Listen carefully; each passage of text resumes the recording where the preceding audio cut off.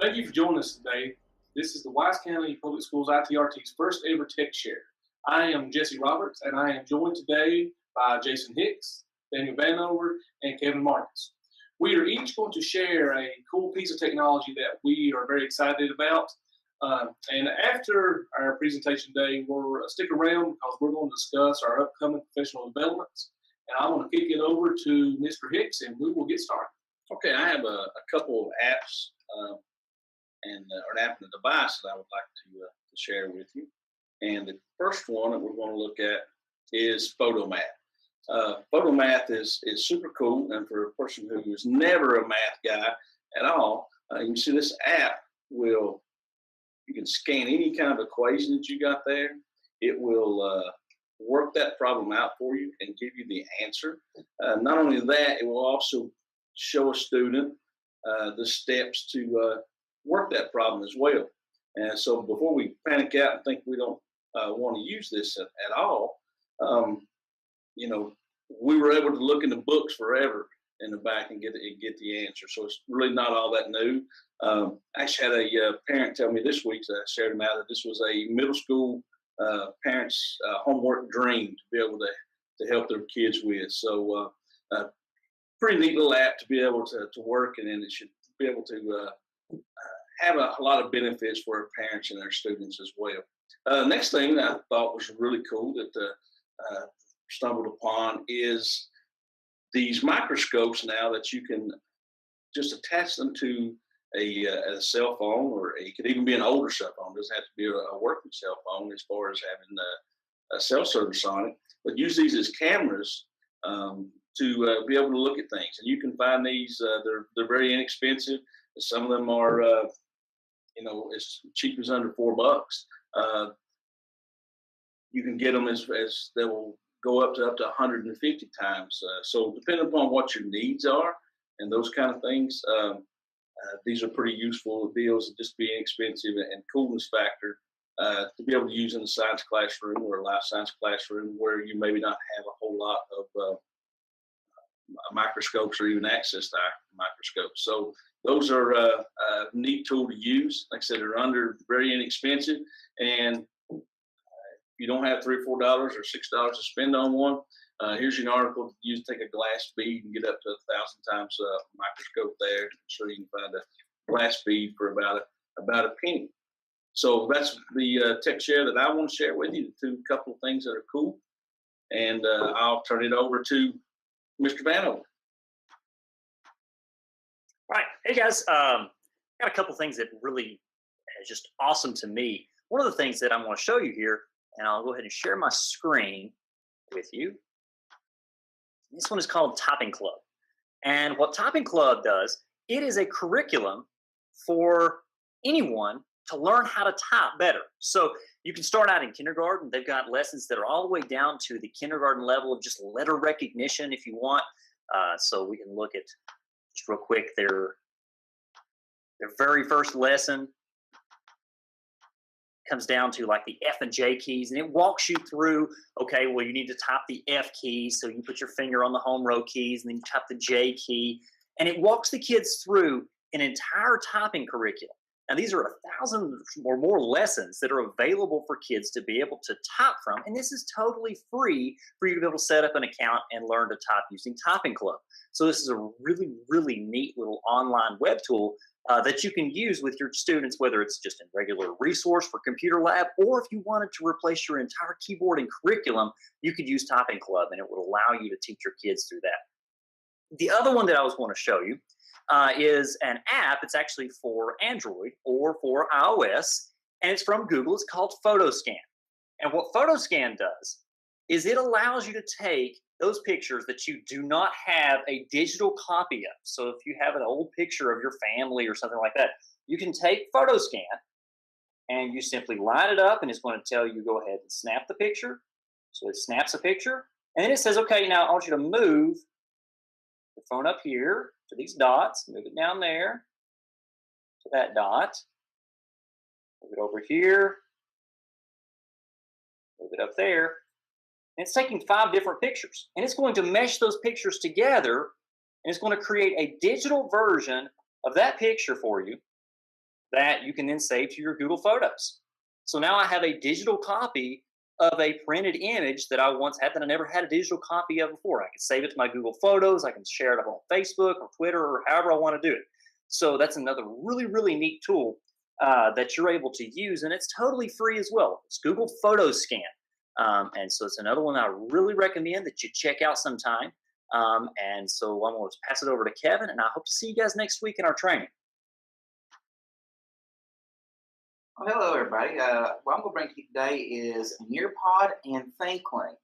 Nearpod, share my screen with you.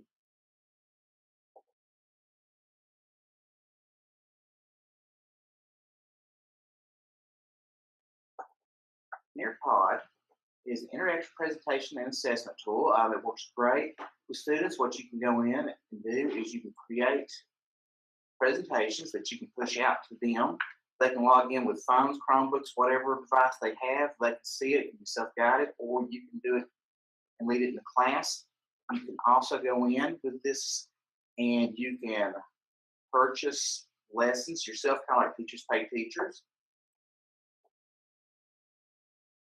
Let it come up here, and you can see all the different lessons you can have.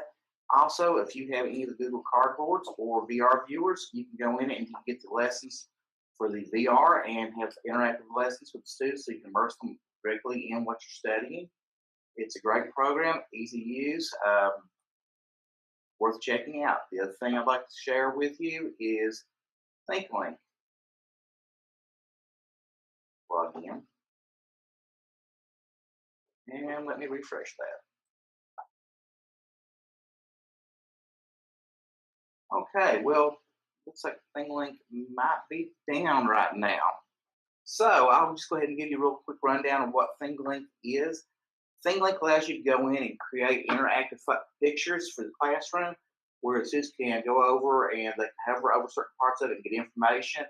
It's a really great way of sharing information with your kids online. So if you get a chance to check it out, sorry that it's gone offline right now when we were going to show this. But I am looking forward to seeing you all next week when we start our professional development services.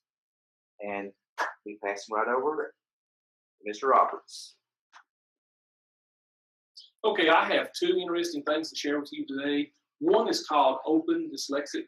It is a font for students with dyslexia. It's designed to make it easier for them to read. I'll share my screen and I'll show this to you real quick.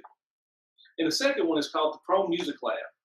It's a real neat little thing from Google, from the Chrome, what's it called, Daniel? The Chrome Experiments. Chrome Experiments. There we go. Brain went dead on me for a second. Here is Open Dyslexic.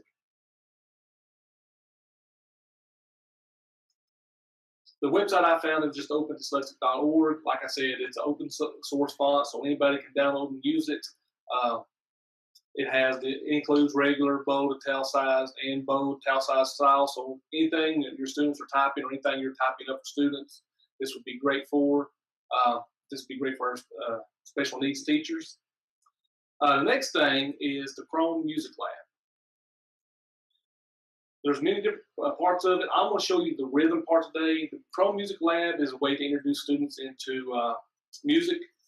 This one right here is rhythm. This is going to teach kids different counts and how to be on rhythm.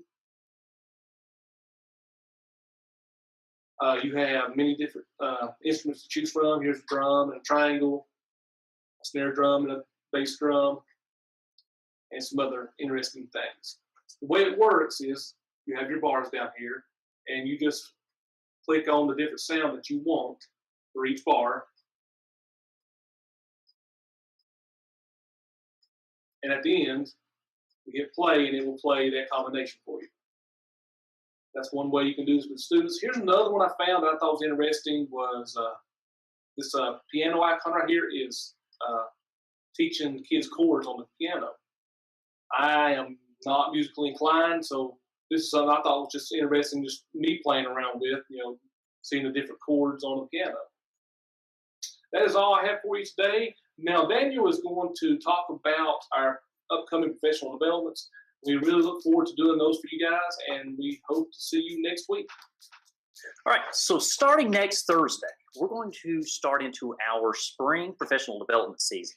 And these are going to be done on Thursdays, starting at 4:30. So next Thursday, plan on getting an email from us letting you know that we're getting ready to start our online professional development. Now, if you're not familiar with the way we do our online professional development, we run it through YouTube Live. So it is a live stream of one of us teaching you something for about an hour.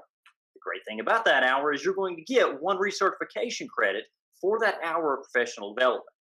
Now, in addition to that, you're also going to be having the opportunity to earn another half of a credit for participating in a module in Google Classroom regarding that training opportunity.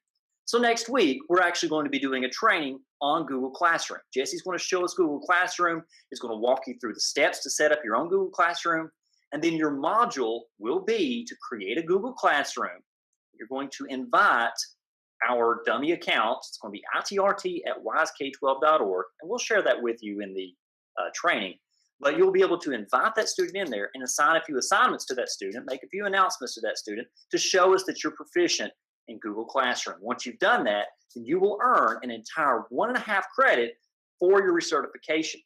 We're going to be running 8 of those, so you have a maximum of 12 points that you could earn from this professional development series.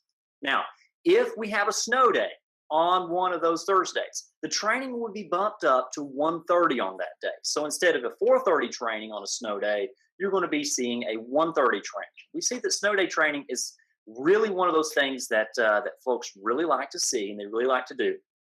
So if you are looking for any work days, you will need to get in touch with your principal. So that's something that you'll need to ask your principal about regarding work days. But if you have any questions about this training, feel free to contact one of us or contact Mr. Kaiser at the technology department, our director, and any of us will be able to help you out with getting into the Google Classroom that we're going to be running this through, or finding the links to the YouTube videos, or simply just using some of this and completing your modules. So we really look forward to seeing you in our training next week, and we hope that you guys have a great day and a great weekend, and we will see you next time. This is Daniel Vanover, Jesse Roberts, Jason Hicks, Kevin Marcus, and this is your Tech Share that we're presenting to you this Friday. So have a great day, and we'll see you next time.